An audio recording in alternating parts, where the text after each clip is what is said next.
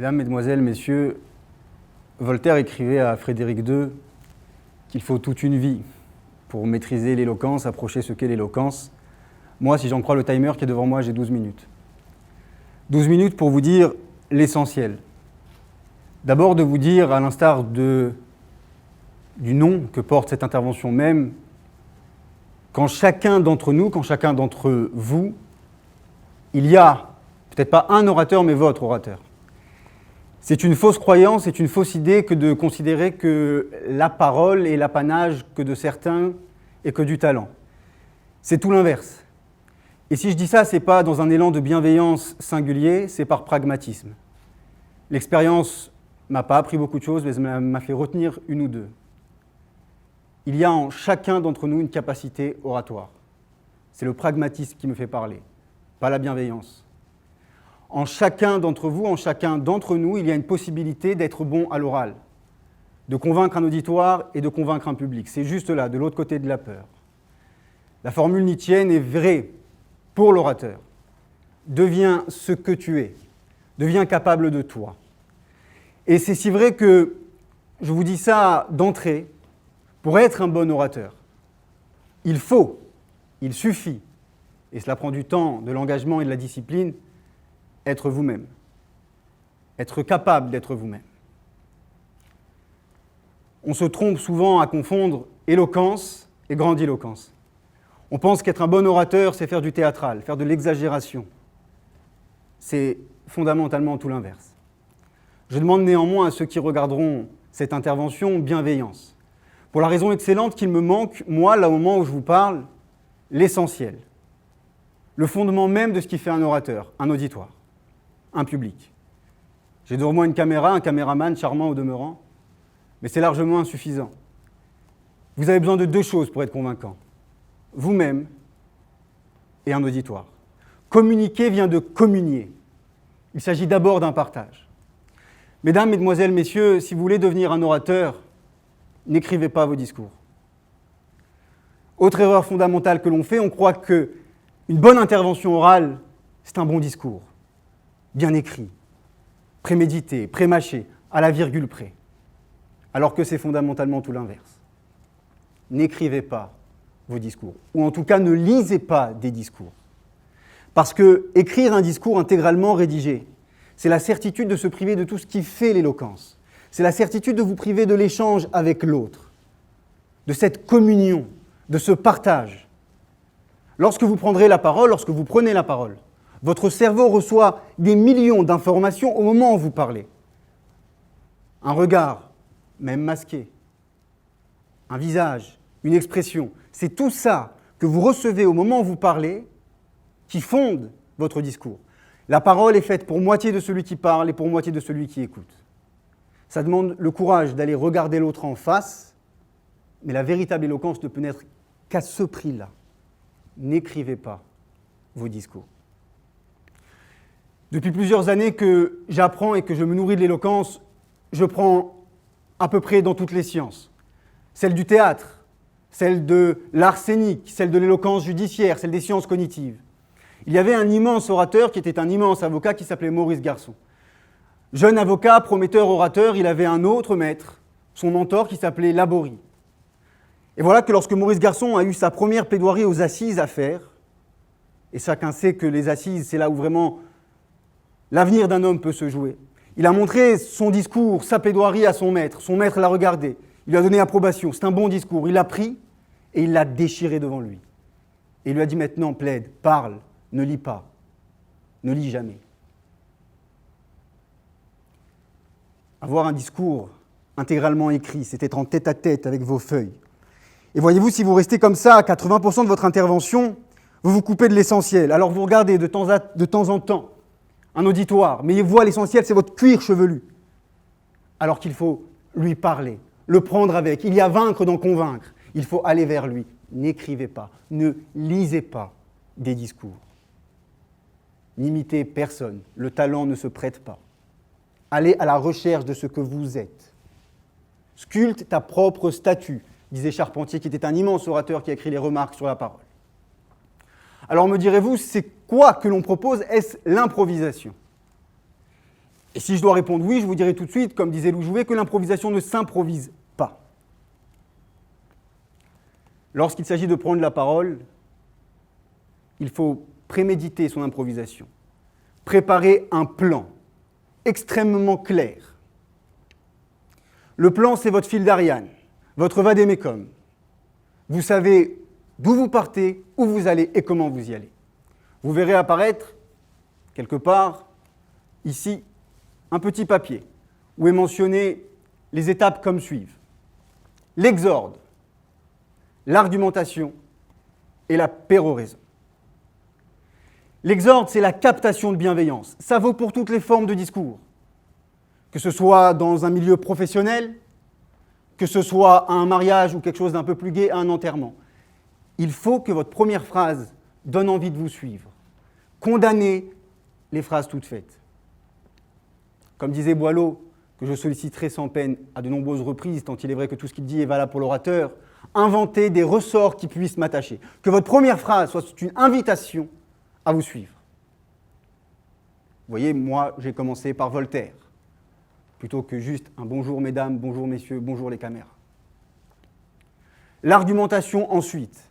L'argumentation, c'est ce que vous allez préparer, préméditer avec acharnement. Il faut même parfois sacrifier l'intelligence au profit de l'intelligible. Si vous avez une intervention à faire, vous avez 3 grands arguments. Ils sont clairs sur votre papier et dans votre esprit. Et ce plan-là, vous devez le prendre et le reprendre sans cesse. Là encore, Nicolas Boileau. 20 fois sur le métier, remettez votre ouvrage. Polissez-le sans cesse et le repolissez. Ajoutez quelquefois, mais souvent effacez.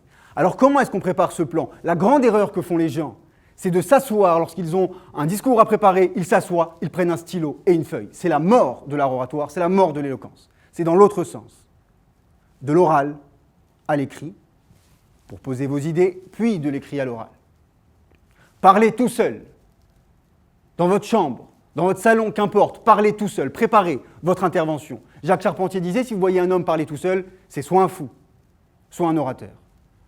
Soyez un orateur fou. Préparez votre intervention à l'oral. Imaginez-vous prendre la parole, mesdames, messieurs, mesdemoiselles, messieurs, et vous commencez ainsi à polir votre discours. Et vous mettez sur le papier vos idées. L'argumentation donc, puis la péroraison. La péroraison, que l'on peut nommer aussi conclusion, c'est la petite touche sucrée. Vous devez quitter votre auditoire sur une touche sucrée, sur une saveur sucrée. Trouvez une formule. L'importance des formules. Pour trouver des bonnes formules, c'est assez simple et assez long, et le temps qui m'est imparti ne me suffira pas, mais songez aux oxymores, aux synonymes, aux allitérations, aux oppositions. La parole n'est pas omnipotente, mais elle est omniprésente. Formule. Avec cette idéologie, tout compromis est une compromission. Formule. Laissez votre auditeur et votre auditoire sur ça. Une formule importante.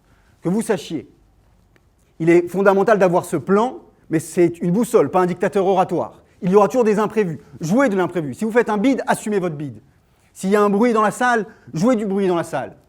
S'il y a un imprévu, comme là, moi, j'avais, mesdames, messieurs, un timer devant moi pour me dire combien de temps j'ai, combien de temps il me reste. Le timer a disparu, au lieu de ça, j'ai des images de poissons et d'océans qui apparaissent sur l'ordinateur. Donc le temps me manque. Mais c'est pas grave, je fais avec. J'improvise. Et je peux improviser parce que j'ai un plan clair. Donc n'écrivez pas vos discours. Ne vous privez pas de ce que vous donne l'auditoire.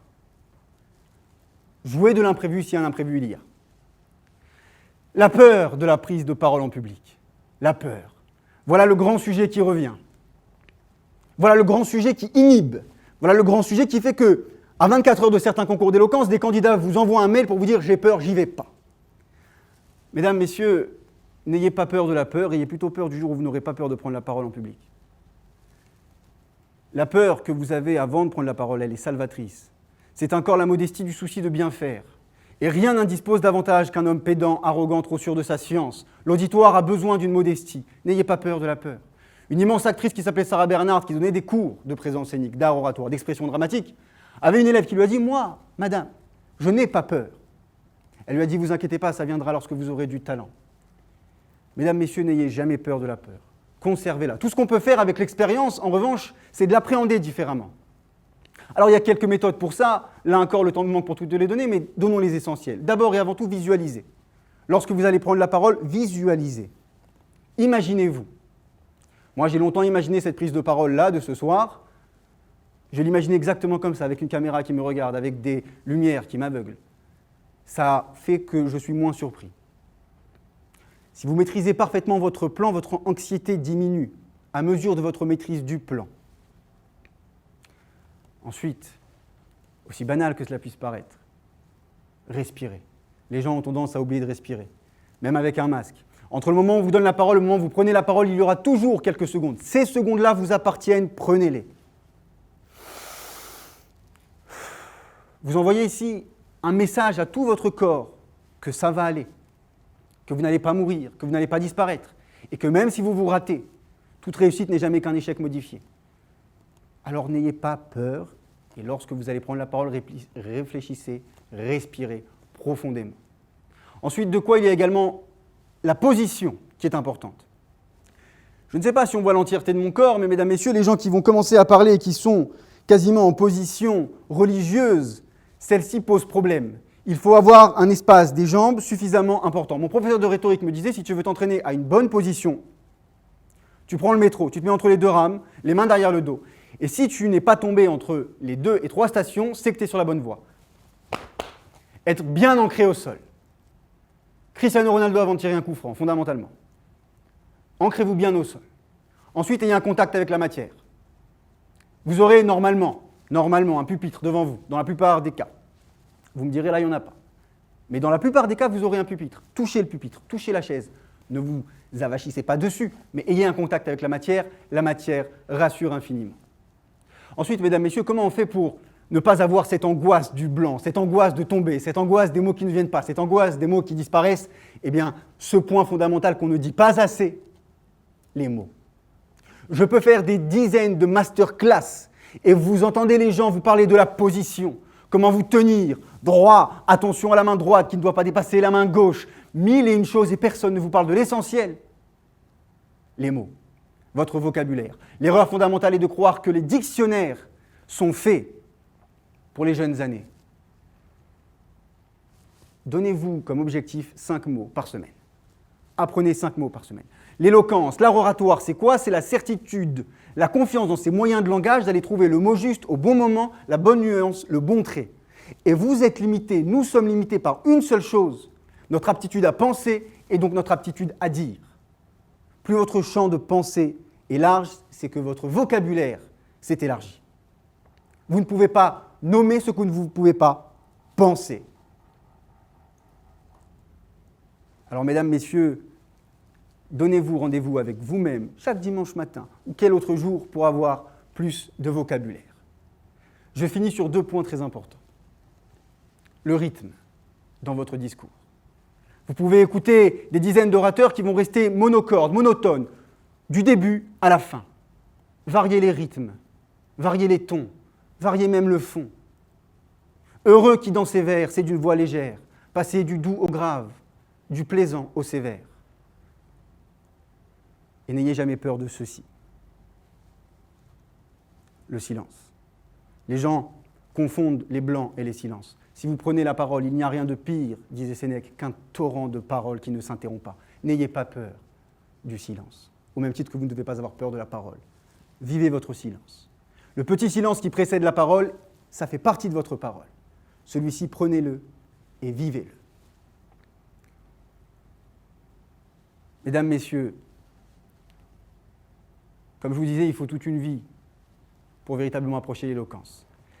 Mais si vous retenez l'essentiel, de ne pas lire vos discours, jamais, de ne pas chercher à imiter quelqu'un d'autre, de ne pas chercher la théâtralité, de ne pas chercher la grandiloquence, de ne pas avoir peur de la peur, alors déjà en quelques minutes, vous aurez retenu probablement l'essentiel. Et pour vous dire ceci, pour clore, quelques phrases de Sacha Guitry qui reprennent à peu près toutes ces idées-là. Alors elles sont normalement pour le comédien, mais elles valent pour tout à chacun et pour toute personne qui veut prendre la parole. Il s'adresse au comédien et lui dit ceci. As-tu peur? As-tu peur de paraître en public ce soir? Oui, papa. J'ai peur, j'ai très peur. Ça, c'est bon. C'est très bon. C'est un artiste, il a peur, il a compris, c'est très bon, mais tout de même, attention. Comprenez-moi bien, ce n'est qu'une précaution. Sois agité, nerveux et sois-le follement. Mais dans ta loge seulement, que le public ne voit jamais. Ta mémoire indécise, le souci d'être bon, la peur d'être mauvais. Ne copie pas les gestes que l'on fait. Tous les gestes sont bons quand ils sont naturels. Ceux qu'on apprend sont toujours faux. Si tu peux faire rire le public, en tout cas dissipe son ennui. Et s'il te méprise ou t'oublie, sitôt qu'il a passé la porte, va laisse-le, ça ne fait rien. On oublie toujours ceux qui nous ont fait du bien. Merci beaucoup.